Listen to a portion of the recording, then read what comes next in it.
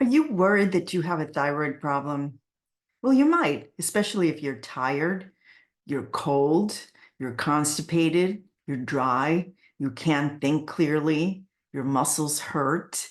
These are just some of the symptoms of thyroid disorders. They can also regulate your period, your temperature, your mental clarity, and so much more because thyroid touches absolutely every cell in your body. And the medical definition is pretty wide. You have such a wide range of lab values where, if you're at this end, the low end, and you're one point above the low end, you're normal, but that you're not really normal. You're not optimal. And if you're 1 point above the high end, you're also below the high end, you're also normal, but you're really not normal. Optimal is somewhere in the middle. And most healthcare practitioners don't always look at it that way. They go by the standard of care and by the numbers. But you have to treat the person because you're not a lab value. You're what you're feeling. And some people are more sensitive to thyroid hormone. Other people are less sensitive to thyroid hormone. And testing just the TSH, which is right here in your pituitary gland, that TSH, thyroid stimulating hormone, does exactly what it says. It stimulates the thyroid to make T4.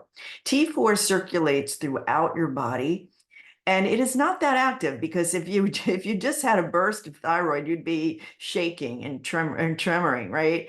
So your body, when it needs some oomph, some energy, and needs to rev up your metabolism, it takes an iodine off and it becomes T3. Think of that, the lock and key. It goes inside your cells, it opens up the nucleus, and it tells your body, rev her up or rev him up.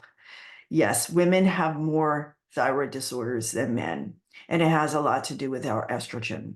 And you know what? People tend to get more thyroid disorders whenever their hormones are changing. And I call them the 4 Ps: puberty, postpartum, perimenopause, and postmenopause.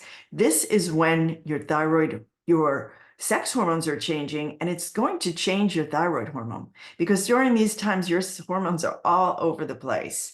And when your estrogen is high, it's going to lower thyroid, right? So you want to be sure you're balanced, that you're not experiencing some other hormonal imbalance. When you're stressed and cortisol is high, boom, thyroid's just going to plummet. And you have to understand the root cause and why. If you were on antibiotics or steroids or eating badly or had some kind of gastrointestinal or other infection, yes, even that is going to affect your thyroid. Your microbiome has a lot of influence, doesn't completely control, but has a lot of influence over your hormone system, your immune system, and your nervous system. And your doctors are not going to check anything beyond TSH. T4 is carried around by a protein. So that protein is going to hang on to that. And it's like a train with the door closed. They're not free to go to work. The people in that train are not free to go to work. The hormone bound to that protein is not free to get in the cell. So your blood test is going to measure that hormone bound to that protein and all those hormones on the platform out that are free to do their job. So measuring free T4 is important. And as I said, when your body needs that oomph, it's going to take the iodine off the T4, make it T3. That's going to go into the cell. And that is also bound by protein. So measuring free T3, free T4, and TSH is going to make a huge difference in your understanding about what's going on with your thyroid and why maybe TSH could be normal and all the other things aren't because of the underlying causes.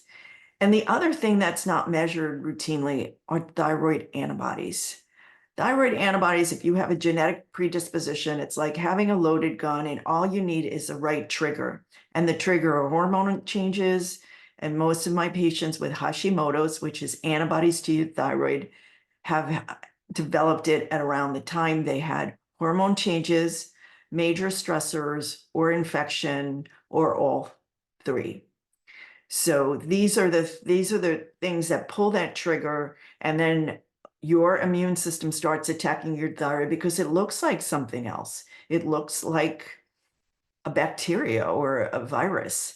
So over time, pick. It's going to destroy your thyroid. And maybe 10, 20 years later, you're hypothyroid, and no one knew because no one looked. And most traditionally trained people don't think that there's anything you can do about thyroid antibodies, but there's a lot that you can do. Anything that can trigger the immune system is going to trigger an autoimmune disorder in someone who has a predisposition. And if you have one autoimmune disorder, you're more likely to have another.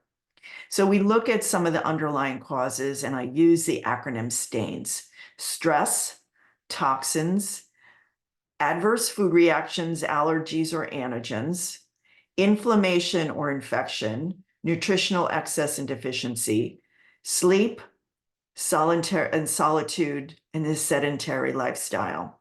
All these things can contribute to overall health or destroy overall health, depending upon where you're at. And your thyroid is one of your most sensitive organ. So would it behoove you, if you're feeling any of the signs of a thyroid disorder, to get a deep dive? Really look under the hood. Look at every little nook and cranny.